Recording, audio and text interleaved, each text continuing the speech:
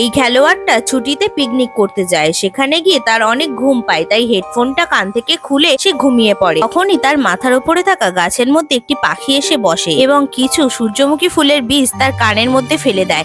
তার তখন ঘুম ভেঙে যায়, সেভাবে কানের মধ্যে কি ঢুকে গেল। পরের দিন সে ঘুম থেকে উঠে লক্ষ্য করে তার কানের মধ্যে একটি সূর্যমুখী ফুলের গাছ হয়ে যায়। সে তখন ভয় পেয়ে যায়, ভয়তে ছুটে ছুটে ডক্টরের কাছে যায়। ডক্টর তার ট্রিটমেন্ট কি করে করলো সেটা জানার আগে চ্যানেলটিকে সাবস্ক্রাইব করে ভিডিওটাকে একটা লাইক করে দিও। ডক্টর বলে এ কি খারাপ অবস্থা, তাই কান থেকে ফুলের গাছটাকে ভালো করে কেটে সেখান থেকে বার করে নেয় এবং ভালো করে কানের ভেতরের অংশ থেকে গোড়ার ছোট ছোট টুকরোকে এইভাবে বার করতে থাকে। এরপর কানের ভেতরে থাকা অংশটাকে বার করার জন্য ওয়্যাক্স করে গোড়াটাকে টেনে বার করে দেয়। কানের ভেতরে ক্যামেরা ঢুকিয়ে দেখে একটি মস্ত বড় ময়লার ডেলা তৈরি হয়েছে। সেই ময়লার ডেলাটাকে এইভাবে টেনে বার করে দেয়।